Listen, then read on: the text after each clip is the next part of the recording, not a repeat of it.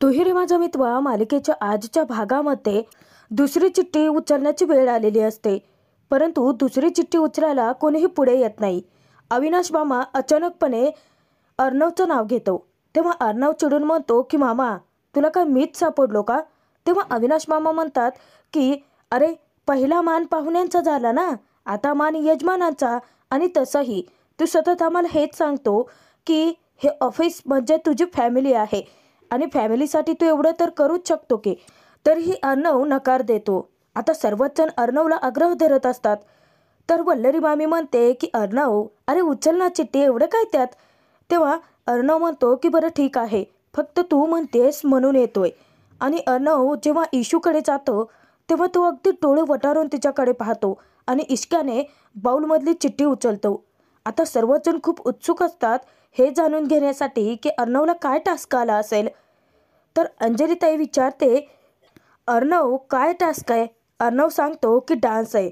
आता सर्वांना वाटतं की किती सोपं आहे हे, परंतु अर्णव डान्स करण्याआधीच माघार घेतो आणि पॉकेटातून पैसे काढून ईश्वरीच्या हातात टेकतो आणि ईश्वरीला सांगतो की जा सगळ्यांसाठी आईस्क्रीम घेऊन ये. तेव्हा अंजलीताई चिडून म्हणते की काय रे अर्णव, सगळ्यातली मजाच घालवून टाकतोस. अर्णवने टास्क पूर्ण करायच्या आधीच माघार घेतलेली असते आणि स्वतः शिक्षाही स्वीकारतो. तेव्हा ईश्वरी मुद्दाम सगळ्यांसमोर त्याला टोमणा मारते. बरोबर आहे ना, आपल्या सरांना फक्त सगळ्यांना नाचवायला आवडतं. तेव्हा अर्णव पुन्हा तिच्याकडे रागाने बघायला लागतो. तर सर्वच जण आता स्तब्धच होतात. अर्णव रागाने इशूचा हात पकडतो. तेव्हा अंजलीताई घाबरते आणि ती अर्णवला थांबवणार, तर अर्णव तिला म्हणतो की ताई 1 मिनिट. अर्णव स्वतःचं ब्लेझर काढून फेकतो आणि त्यानंतर तो म्युझिक ऑन करायला सांगतो. ईश्वरीच्या हातातली बाऊलही तो बाजूला ठेवतो आणि ईश्वरीसोबत चक्क तो डान्स करायला लागतो. सर्वच जण खूप खुश होतात. परंतु जेव्हा लावण्याची तिथे एंट्री होते, लावण्या जेव्हा अर्णवला ईश्वरीसोबत डान्स करताना पाहते तर लावण्याच्या डोक्यात तिडीक गेलेली असते. ती आणखीनच चावताळून उठते. परंतु ईश्वरी खूपच मोठ्या धक्क्यात असते, आश्चर्यचकित असते. तर हे सगळं अर्णवनं मुद्दाम केलेलं असतं, कारण ईश्वरीने त्याला जो टोमणा मारलेला असतो त्याप्रमाणे अर्णवने खरोखरचं ईश्वरीला त्याच्या तालावरतीच नाचवलेलं असतं. जेव्हा अर्णवचा डान्स संपतो, सगळेच जण त्यांच्यावरती टाळ्यांचा कौतुकांचा नुसता वर्षाव करतात. अर्णवही काही कमी नसतो. तो ईश्वरीला आता मुद्दाम टोमणे मारतो की कसं आहे ना, मला बरोबर नाचवायला येतं माणसांना. आणि ईश्वरी फ्रॉम इंदोर, गुण हे प्रत्येकातच असतात, परंतु तेच गुण वापरायचे असतात, तुझ्यासारखे उधळायचे नसतात. आणि कसं आहे ना, दुसऱ्यांना कमी समजणं ही पण एक कला आहे, परंतु त्याचंही आपण आता सेलिब्रेशन करूयात. मग जा सगळ्यांसाठी आईस्क्रीम घेऊन ये, असं अर्णव ईश्वरीला आदेश देतो. आता सगळ्यांना वाटत असतं की अर्णव ईश्वरीला टोमणे मारतोय, परंतु अंजलीताईच्या बरोबर लक्षात येतं की या दोघांची केमिस्ट्री तर जुळते आणि बोलण्यापूर्वी ना विचार करायचा असतो. ही सवय कदाचित लागेल आता तुला. जा मग सगळ्यांसाठी आईस्क्रीम घेऊन ये, असं अर्णवने सांगताच ईश्वरी अर्णवने दिलेले पैसे घेते आणि आईस्क्रीम आणण्यासाठी निघून जाते. आता ईश्वरी तर बाहेर पडलेली असते आणि लावण्याचा माणूस तिथे हजर होतो. तो ईश्वर बाहेर पडल्याचा इशारा देतो. तेव्हा लावण्या तिचा प्लॅन फत्ते करायला सांगते. तर अंजली म्हणते की काय रे हे अर्णव? तेव्हा अर्णव म्हणतो की ताई, अगं टेन्शन नको घेऊ, सेलिब्रेशनच करतोय ना आपण, चला कोणाचा नंबर आहे पुढे. इकडे मात्र लावण्याचा माणूस त्या माणसांना, गुंडांना सक्त आदेश देतो की चला, आपल्याला हवं असलेलं प्रोडक्ट आता बाहेर पडलं आहे, आता मी माझं काम करतोय, तुम्ही तुमच्या कामात कसलीही चूक करू नका, असं सक्त आदेश देऊन तो तेथून निघून जातो. आता लावण्याच्या गुंडांचे प्लॅनिंग ठरलेलं असतं आणि ईश्वरीला ते गायब करणार असतात. तर तोचपर्यंत इकडे पुढचा टास्क आलेला असतो, तो वल्लरी अविनाश मामांना. जेव्हा ते दोघेही इतका छान डान्स परफॉर्मन्स करत असतात, सगळेच जण अगदी कौतुकाने त्यांच्याकडे पाहायला लागतात. अर्णवला तर हसूच आवरत नसतं. त्यांच्यासोबत अगदी सगळेच जण मिसळून अगदी जल्लोष करत असतात. इकडे ईश्वरी जेव्हा आईस्क्रीम घेऊन निघालेली असते तर विचार करते की खडूस कुठला. आता हे आईस्क्रीम नेहून ना त्याच्या डोक्यावरती थापते, म्हणजे त्याचं गरम डोकं आहे ना ते थंड होईल तरी जरा. आणि नेमकं लावण्याचे गुंड आता तिला क्लोरोफॉर्मने बेशुद्ध करतात. ईश्वरी त्यांच्या तावडीतून सुटण्याचा प्रयत्न करते, परंतु तिचा त्यांच्यासमोर काही इलाजच चालत नाही. त्यानंतर ते तिला एका चादरमध्ये गुंडाळतात. इकडे जेव्हा वल्लरी, अविनाश मामा दोघेही सगळ्यांना घेऊन नाचत असतात, सगळेजण आनंदाने एन्जॉय करत असतात, नेमकं लावण्याचा माणूस येऊन आता फ्यूज काढून घेऊन जातो. आता सगळ्याच लाईट्स ऑफ झालेले असतात. सर्वच जण खूप पॅनिक होतात. तेव्हा अर्णव त्या सगळ्यांना म्हणतो की मामा मामी प्लीज तुम्ही सगळेजण पॅनिक होऊ नका. आणि त्याला आता प्रश्न पडतो, ऑफिसमध्ये एव्हाना अशा लाईट्स कधी जात नाहीत, मग अचानक काय झालं असेल. आता हे सगळं कांड तर लावण्याचं असतं आणि तिला साथ देणारी असते वल्लरी मामी. अर्णव आता या सगळ्याची कसून चौकशी करणार असतो आणि जाता जाता तो आकाशला ताईची काळजी घ्यायला सांगतो. लावण्या मात्र प्रचंड घाबरूनच जाते. जेव्हा अर्णव फ्यूज चेक करण्यासाठी जातो तर त्याच्या लक्षात येतं की एक फ्यूज तर गायब आहे. आणि अर्णवच्या डोक्यात आता विचार यायला लागतात की चुकीच्या इंटेन्शनने कोणी केलं तर नसेल ना. आणि मागच्या वेळेस ऑफिसमध्ये जो प्रकार घडलेला असतो तो त्याला आठवतो. आता याचमुळे लावण्या वल्लरीचा प्लॅन फसणार असतो. इतक्यातच अर्णवला कसला तरी जोरदार आवाज येतो. अर्णव आता विचारात पडतो की कसला आवाज आहे हा. तर अर्णव खिडकीतून सगळा प्रकार पाहतो तर लावण्याचे गुंड आता टेम्पोमध्ये इशूला टाकत असतात. तेव्हा आता घाबरलेला अर्णव विचारात पडतो की कोण आहे ती लोक आणि कोणाला आतमध्ये टाकतात, याने कोणाला मारलं बिरलं तर नाही आहे ना. अर्णव चोराचा ओरडतो की हे थांबा तिथेच. तेव्हा लावण्याचे गुंड आता प्रचंड घाबरलेले असतात आणि ते पटकन आता त्या टेम्पोचं शटर लॉक करतात. आणि ते जेव्हा आता ट्रक घेऊन जाणार ऐनवेळी अर्णव तिथे पोहोचतो. अर्णव पटकन शटर ओपन करतो आणि ती नक्की व्यक्ती बेशुद्ध असलेली कोण आहे ते पाहायला जाणार तर लावण्याचे गुंड तिथे अर्णवला देखील क्लोरोफॉर्म लावून बेशुद्ध करतात. अर्णवचा त्यांच्यापुढे काही इलाजच चालत नाही.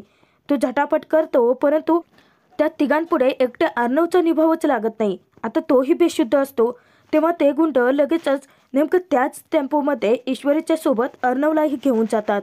यामुळेच आता लावण्याचा पुरता प्लॅन फसणार असतो. तर अर्णवला नेमकं त्याच टेम्पोमध्ये टाकून ते गुंड आता एका वेगळ्याच ठिकाणी घेऊन चाललेले असतात. इकडे सर्वच जण पॅनिक होतात. तर नमूला इशूची काळजी वाटते. अंजलीला ती विचारते की ईश्वरी आईस्क्रीम घेऊन अजूनही आलेली नाही आहे.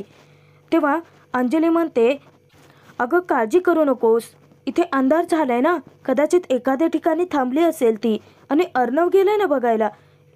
तेव्हा आकाशही म्हणतो की काळजी करू नका नम्रता.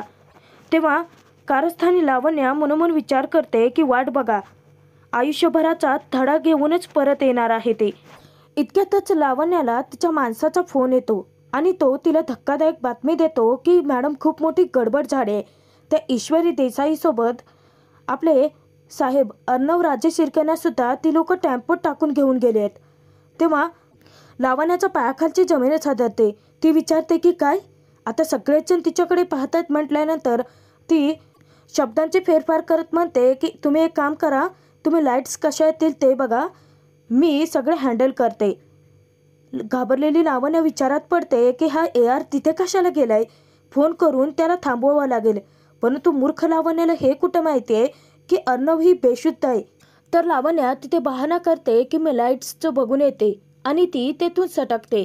परंतु वल्लरी लावण्याचा प्लॅन तर फसलेलाच असतो. त्या दोघींनाही खूप टेन्शन येतं. लावण्या अर्णवशी कॉन्टॅक्ट करण्याचा खूप प्रयत्न करते, परंतु अर्णवशी कॉन्टॅक्ट होत नसल्याने ती त्या माणसाशी कॉन्टॅक्ट करण्याचा प्रयत्न करते. आता त्यांचाही फोन लागत नसतो.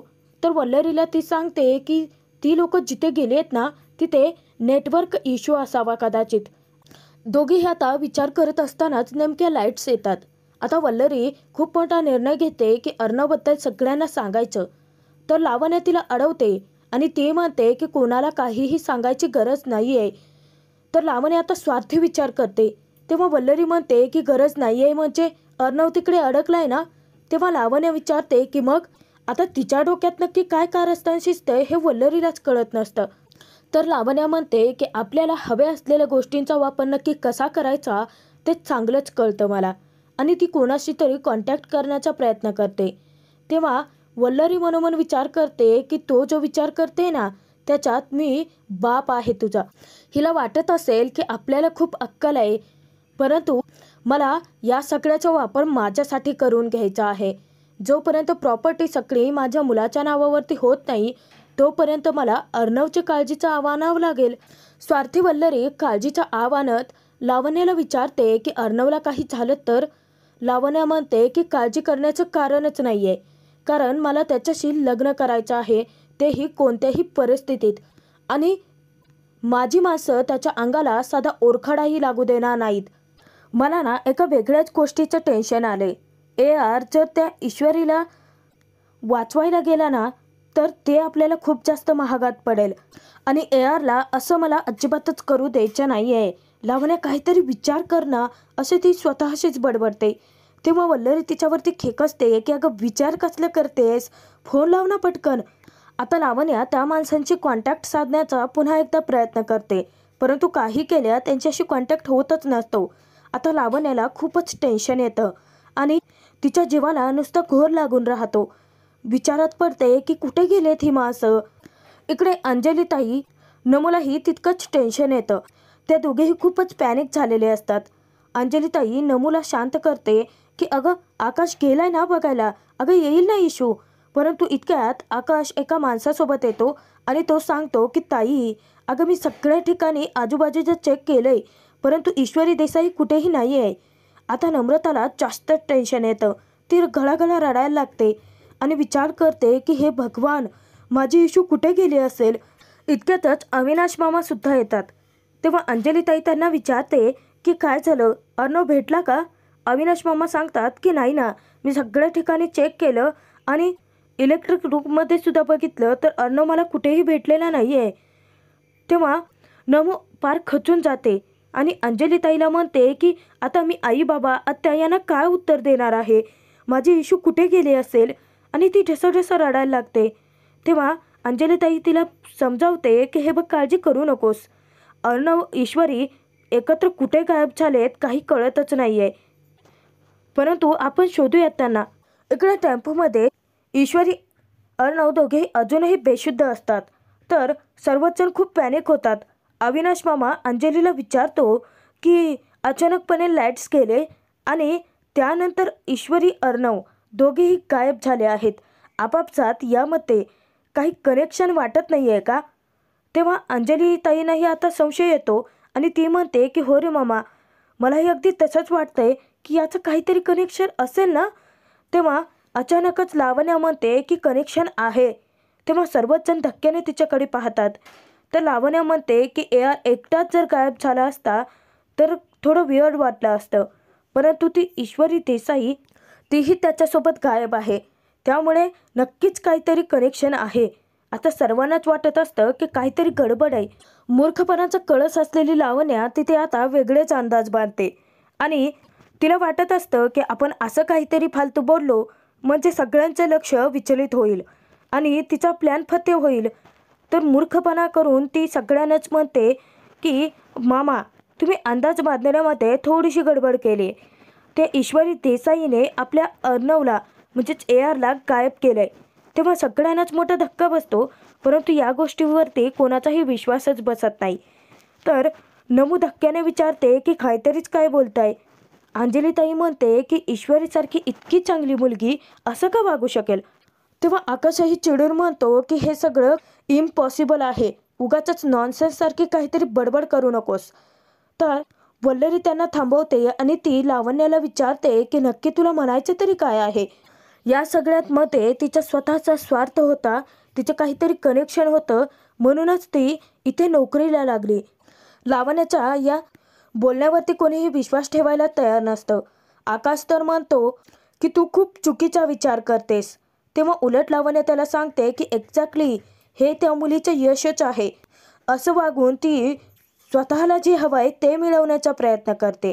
तर नमू तिथे आता वैतागून म्हणते की अहो तुम्ही काय बोलताय, कळतंय का तुम्हाला. तेव्हा लावण्या तिथे ईश्वरीवरती नको नको ते आरोप लावायला लागते आणि ती म्हणते की एक अशी मुलगी जिला पाहताच कोणालाही डाऊट येणार नाही आणि ARचे जे काही कॉम्पिटिटर्स आहेत त्यांनी या मुलीला ARच्या कंपनीमध्ये प्लॅनिंगने पाठवलं आहे. भोळ्या भाबड्या चेहऱ्याने ती सगळ्यांची फसवणूक करते. या ARच्या कंपनीला उद्ध्वस्त करण्यासाठी त्याच्या कॉम्पिटिटर्सने मुद्दाम तिला इथे प्लॅनिंगने पाठवलंय. ईश्वरी देसाई, चांगले खेळ खेळतेस असं लावण्या म्हणते, परंतु तिथे अंजलीताई, अविनाश मामा, आकाश यांचा कोणाचाही विश्वासच बसत नसतो. कारण ईश्वरी कितीही भोळी बाबडी आहे आणि त्याचबरोबर ती तेवढीच सच्चीही आहे याच्यावरती त्यांचा विश्वास असतो. लावण्याने एवढे सगळं प्लॅनिंग करून ईश्वरीला या सगळ्याचं सूत्रधार जरी ठरवलं असलं तरी सगळी मेहनत, सगळं मुसळ आता केरात जाणार असतं. तर मित्रांनो, आजचा हा भाग तर इथेच संपतोय. पुढील भागात आपण पाहणार आहोत की एका विरान जंगलामध्ये अर्णव, इशू दोघेच असतात. तेव्हा अर्णव तिच्यावरती चिडतो की हे सगळं ना तुझ्यामुळे घडतंय माझ्यासोबत. तू जेव्हापासून माझ्या कंपनीत आले आहे ना तेव्हापासून माझ्या आयुष्यात फक्त प्रॉब्लेम्सच आहेत. बॅड लक आहेस तू माझ्यासाठी. इतक्यातच राकेश, जो मास्क बांधून आलेला असतो, तो अर्णवच्या डोक्यामध्ये वार करतो. आता इशू खूपच घाबरते आणि इशू अर्णवला उठवण्याचा प्रयत्न करते. तर राकेश तिला आता चोराचा खेचतो आणि विकृत राकेश इशूवरती जबरदस्ती करायला लागतो.